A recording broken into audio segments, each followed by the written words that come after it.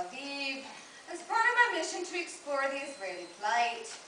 I will be talking to the men and the women of the Israeli street, men and women who live and breathe existential threat. A threat that has increased exponentially since the rise of Hamas. Let me add, Diane, that I am aware of the criticism I have come under of late, and that I am prepared to show both sides of the story. Cut! All right, let's just get this on camera and get out of here.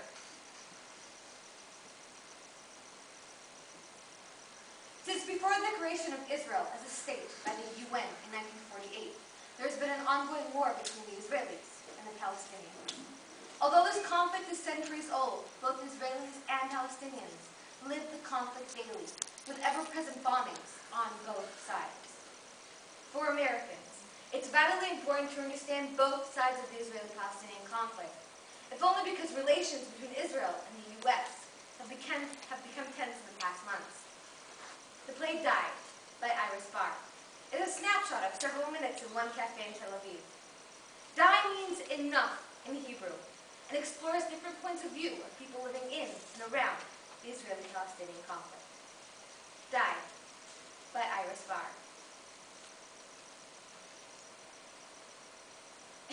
No, Peter. Peter, we've been through this a million times. Nobody cares what the Israelis have to say. No.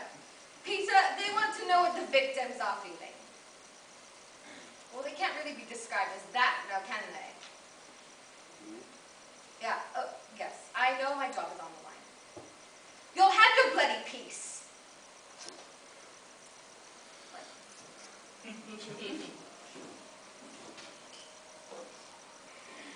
Party for peace!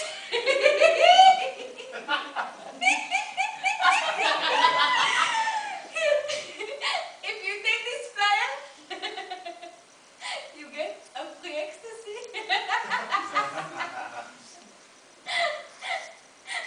What's your name? Diane? You look a little locked up. Like a box. You need this ecstasy. You see, what we're trying to do is solve the problem.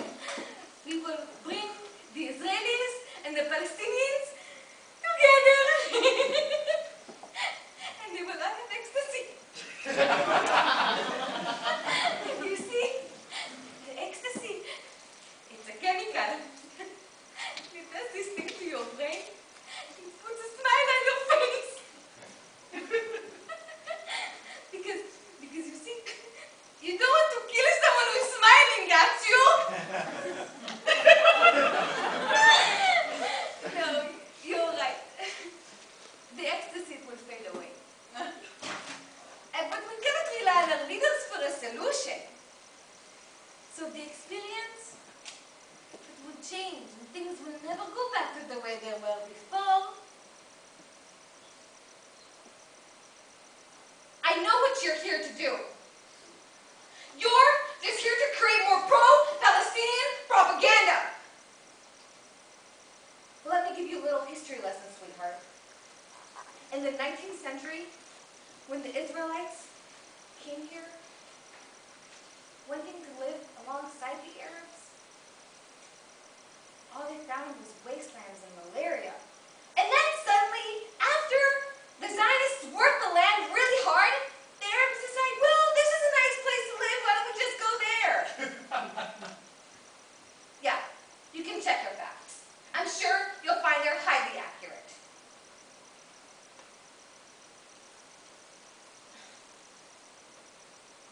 No. I'm just here to learn the role for a movie. Are you kidding me? I could never live here. The women are so gorgeous.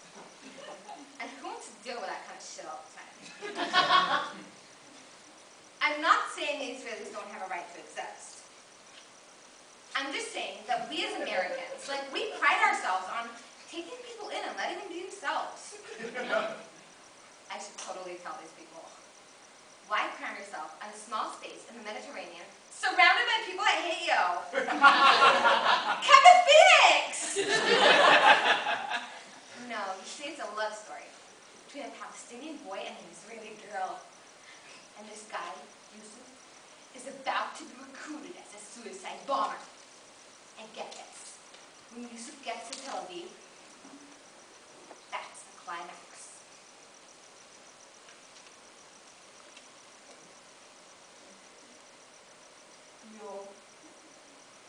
You want to come with me? To the Hilton Hotel? 200 shekels a night.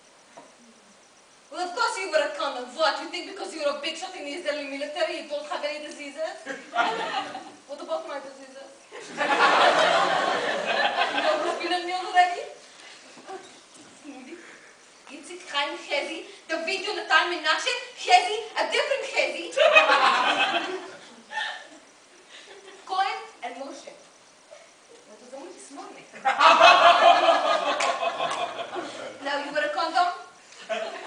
Smart man. Can't you see I'm in the middle of something? No, I don't have a political opinion. I don't give a shit. No, if things get really bad, I go back to Moscow and finish my PhD in physics. Great. You see, now you scare away my client. No. I come here because the matter is nice and the coffee is fantastic. And the cigarette never hurt. You know what's really fun? I don't like a cigarette after sex. Do you like a cigarette after sex? With sex? I don't think so. No. These Israelis, you're right. Some of them are stinking and disgusting. But I have a special system. It's called shower.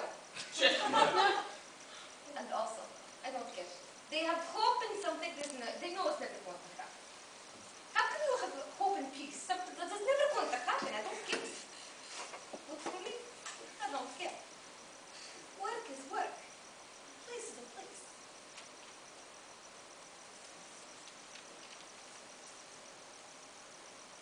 I come here once a week. I'm from Ramallah.